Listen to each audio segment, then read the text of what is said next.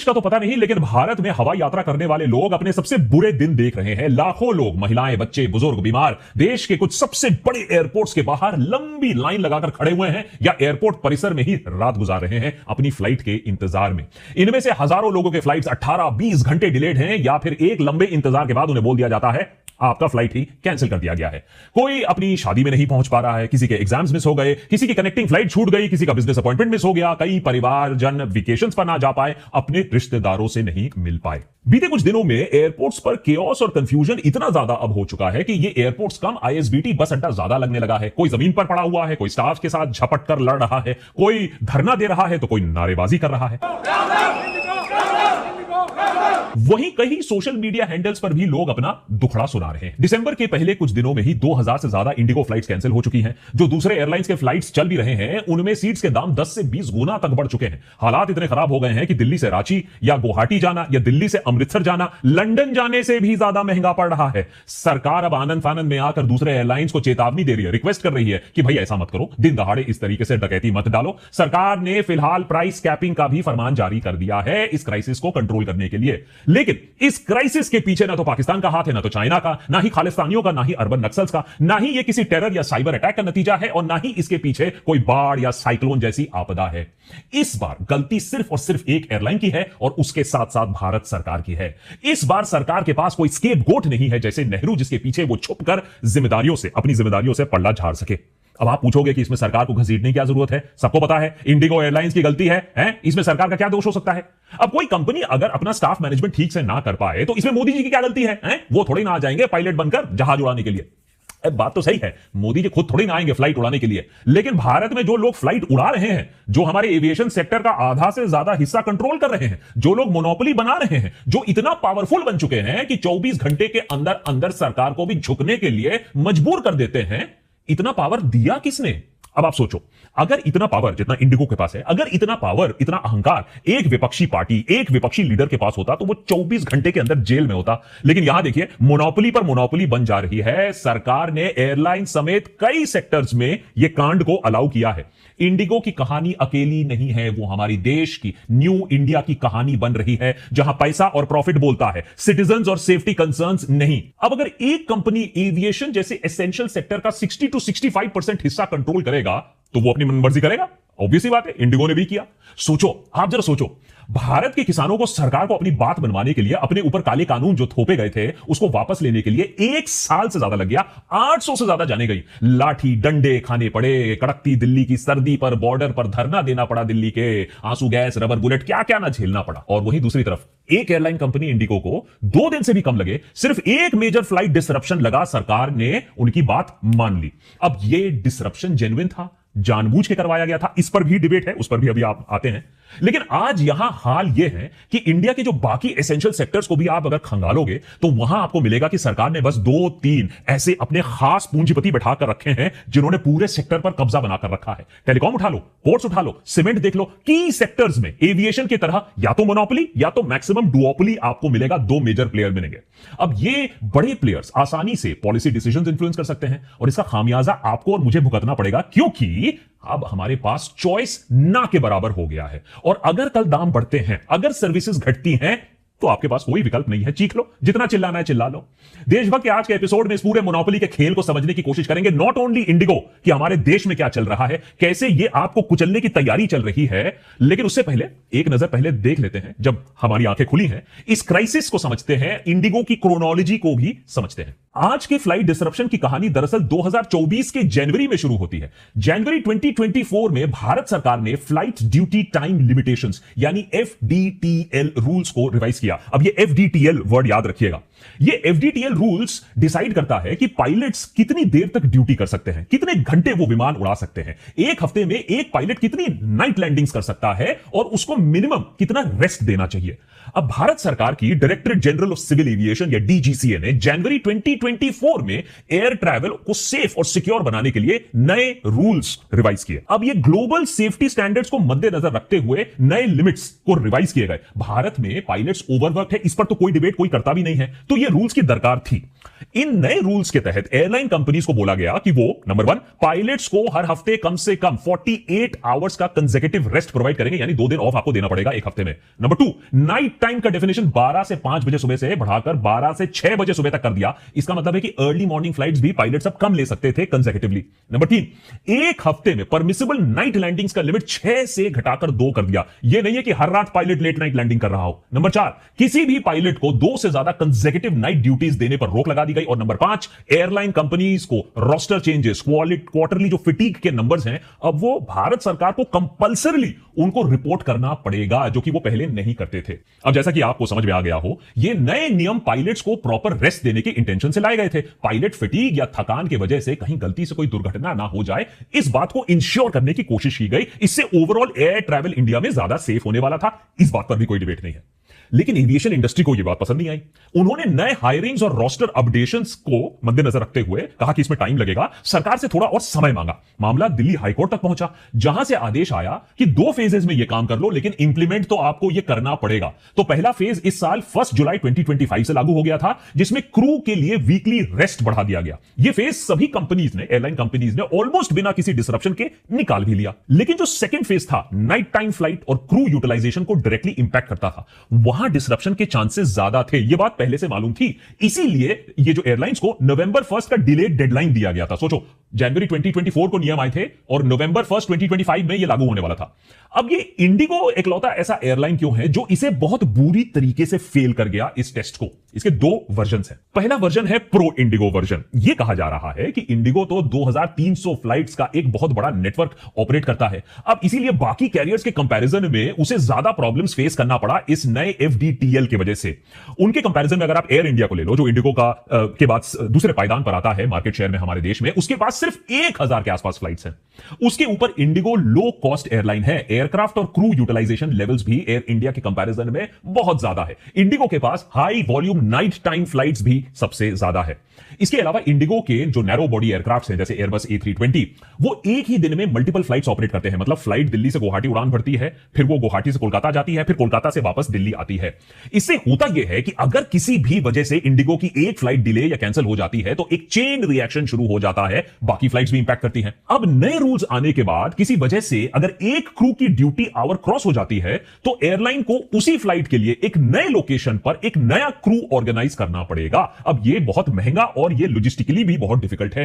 Indigo का कहना है कि बीते 1 महीने में वो सारी प्रॉब्लम्स फेस करते हुए भी मिनिमम कैंसिलेशंस इंश्योर करके ऑपरेट कर पा रहा था। लेकिन फाइनली दिसंबर का महीना आता है और उसी के पहले महीने में technical glitches, foggy weather, extra demand, crew shortage, ये सारे प्रॉब्लम्स एक साथ आते हैं और कैंसिलेशन चेन का रिएक्शन शुरू हो जाता है। नतीजा ये होता है कि जो कंपनी अक्टूबर के महीने तक 80% से भी ऊपर ऑन टाइम फ्लाइट्स ऑपरेट कर रहा था, वो अगले ही महीने 67% तक आ जाता है। इंडिगो ने इसके लिए क्रू शॉर्टेज और नए रूल्स को ब्लेम किया। फिर इसी हफ्ते मंडे को ये rate of on time performance 50% तक आ जाता है, फिर 35%, फिर 20%, फाइनली 5 दिसंबर को 8% इंडिगो के फ्लाइट्स टाइम पर रवाना हो पाते हैं। अब इंडिगो का कहना है कि उसे अपना पूरा सिस्टम रीबूट करना पड़ेगा और उसमें फुल नॉर्मलसी में 5 से 10 दिन लग सकते हैं। इसीलिए तब तक कैंसिलेशंस का सिलसिला चल सकता है। याद रखिए, ये तब जब सरकार इंडिगो के सामने सरेंडर कर चुका है। अब ये तो हो गया ऑफिशियल वर्जन। अब आते हैं दूसरा वर्जन, जिसपे ज्यादा लोग यकीन कर रहे हैं, जिसमें ज्यादा लॉजिक भी है।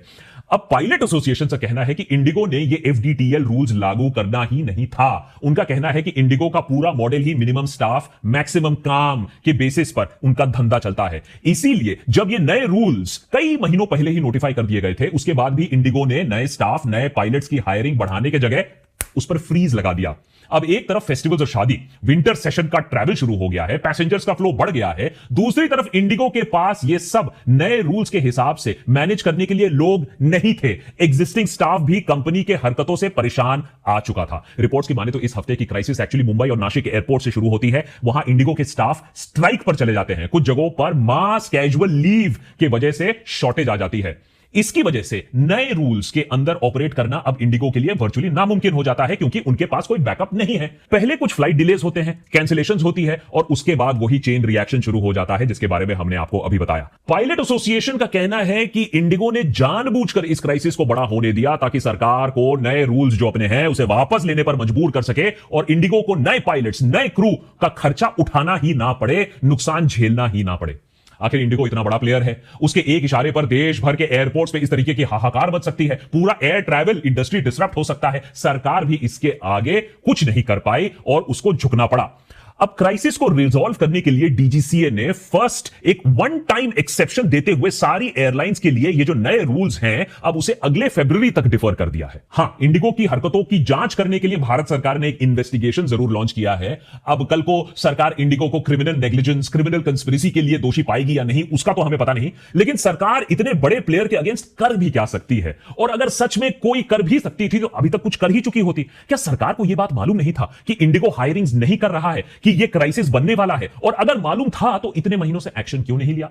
और आज जब इतनी बड़ी क्राइसिस सामने आ चुकी है तो भारत सरकार चुपचाप से ब्लैकमेल होने के लिए तैयार भी हो गई है। इंडिगो कोई अमेरिका जैसा देश तो है नहीं ना, अंबानी अदानी जैसे पावरफुल ग्रुप का हिस्सा है, तो फिर आखिर इसे भारत के इतिहास में सो कॉल्ड सबसे मजबूत सरकार उसे अपने इशारों पर इंडिगो कैसे नचवा रहा है? इस बात का तो जवाब देना होगा। इंडिगो के पास इतनी ताकत और इतनी हिम्मत आ कैसे गई? यह समझने के लिए एक बार इंडिगो की ग्रोथ स्टोरी को भी जानना जरूरी है कि कैसे हमारे देश में इतनी बड़ी मोनोपोली बन गई जो सरकार को भी नचा सके। अब इस हफ्ते के इंसिडेंट्स को अगर हम जल्दी से हटा दें तो इंडिगो दरअसल इंडिया की एविएशन स्टोरी में सबसे बड़ी सक्सेस स्टोरी है। एक ऐसी एयरलाइन जिसने भारत में एयर ट्रैवल को रिडिफाइन किया है, इस पर डिबेट नहीं है। इंडिगो ने एविएशन को सिर्फ अफोर्डेबल ही नहीं बनाया बल्कि उसे मेट्रो से बाहर निकालकर आम छोटे शहरों तक भी वो ले गया है।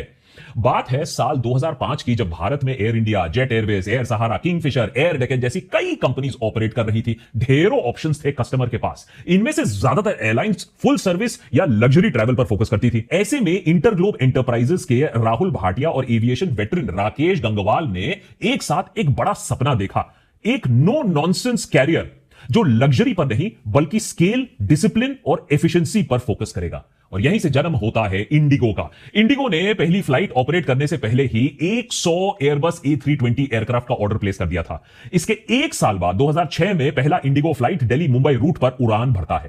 अप्रैल 2007 आते आते ये नई एयरलाइन एक 1 मिलियन पैसेंजर्स कैरी कर चुका था। 2010 तक इंडिगो ने एयर इंडिया को पीछे छोड़कर इंडिया की थर्ड लार्जेस्ट एयरलाइन बन गया 17.3% मार्केट शेयर के साथ। 2014 के बाद जब मोदी सरकार ने उड़ान स्कीम के तहत नए एयरपोर्ट्स और रूट्स ओपन करने की कोशिश की तो उसका इंडिगो ने खुलकर साथ दिया और खूब सारा माल भी बटोरा। देखते ही देखते इंडिगो का मार्केट शेयर बढ़ता ही चला गया। 17 से 25, 25 से 40 और फाइनली 60-65% के आसपास आज का मार्केट शेयर है। यह सब कुछ इसलिए हो पा रहा था क्योंकि इंडिगो ने शुरुआत से ही ग्लोबल लो कॉस्ट कैरियर्स के प्रिंसिपल्स को फॉलो किया था। Obsessive control over punctuality and cost control. हर जगह, हर कोने पर आप कॉस्ट कंट्रोल करो।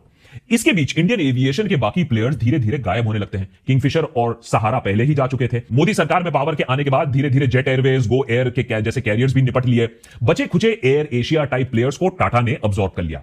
अब हालात ये हैं कि इंडियन एविएशन स्पेस में सिर्फ इंडिगो और टाटा ओन्ड एयर इंडिया ही सिग्निफिकेंट प्लेयर्स के तौर पर बचे रह गए हैं। स्पाइसजेट भी है, जैसे तैसे अपना काम चला रही है, लेकिन उसकी हालत भी ठीक वैसे ही हो गई है जैसे टेलीकॉम इंडस्ट्री में अगर आप वोडाफोन का एग्जांपल ले किसी तरीके से अपना गुजारा कर रही है। दरअसल बीते 11 सालों में जिस दिशा में भारत की राजनीति जा रही है, भारत का जो बिजनेस कल्चर है वो भी कुछ उसी दिशा को फॉलो कर रहा है, उसी डायरेक्शन को फॉलो कर रहा है। जैसे पॉलिटिक्स में one party, one alliance, one leader का कॉन्सेप्ट आजकल पॉपुलर हो चुका है, लोकप्रिय हो चुका है, वैसे ही भारत के बिजनेस सेक्टर में भी आपको मिलेगा one sector, one player, one leader का कॉन्सेप्ट, या कम से कम जो पैसा कमा रहा हो वो एक ही कंपनी मिलेगा।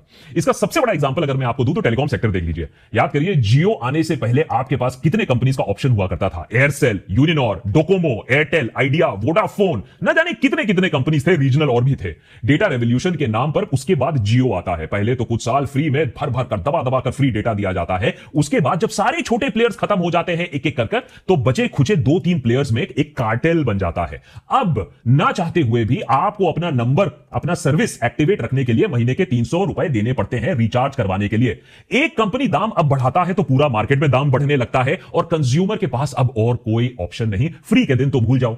ऐसी ही एक मोनोपोली भारत के सीमेंट इंडस्ट्री में भी बनती दिख रही है, जहां अदानी ग्रुप अब तक दो बड़ी कंपनीज को एक्वायर कर चुका है, एसीसी और अंबुजा सीमेंट्स। जिसके बाद भारत के सीमेंट इंडस्ट्री में भी 4 से 5 बड़े प्लेयर्स हैं जो 50% से ज्यादा मार्केट को कंट्रोल करते हैं। अल्ट्राटेक अभी भी मार्केट लीडर बना हुआ है, लेकिन अदानी ग्रुप अंदर ही अंदर छोटे छोटे प्लेयर्स को मर्ज करते जा रहा है और ग्रो कर रहा है। वो दिन ज्यादा दूर नहीं जब एविएशन और टेलीकॉम सेक्टर की तरह आपके पास सीमेंट खरीदने के लिए भी ज्यादा ऑप्शंस नहीं होंगे और ये 2-4 बड़े प्लेयर्स पूरे मार्केट पर कुंडली मारकर बैठ जाएंगे। फिर सरकार भी कुछ नहीं कर पाएगी, कस्टमर्स भी कुछ नहीं कर पाएगी, इन्हीं पूंजीपतियों के इशारे पर सबको नाचना पड़ेगा।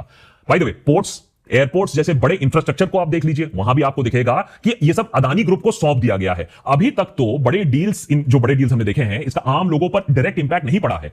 लेकिन इसी हफ्ते खबर आई है कि देश के 2 सबसे बड़े एयरपोर्ट्स का यूजर फी 10 से 20-22 गुना तक बढ़ा दिया जाएगा। यूजर डेवलपमेंट फी अभी दिल्ली में मैंने आपके टिकट का 100 रुपए बनता है, उसकी जगह 1000 रुपए हो सकता है। मुंबई का 175 रुपए एयरपोर्ट फी 3000 रुपए तक बढ़ा दिया जा सकता है। और ये जो प्राइस राइज है, ये आपके एयरलाइन टिकट के अंदर इंक्लूडेड होगा। भारत में मोनोपोलीज का बढ़ना, कुछ बड़े प्लेयर्स का पूरे मार्केट पर कब्जा जमा लेना, छोटे प्लेयर्स को कंपटीशन से बाहर कर देना, एक सिस्टमैटिक फॉर्मूला अब बन रहा है। एक के बाद एक इंडस्ट्रीज ने, आपने देखा होगा, छोटे प्लेयर्स वहां गायब हो रहे हैं। उठा लीजिए कोई भी इंडस्ट्री में, आपको चैलेंज करता हूं।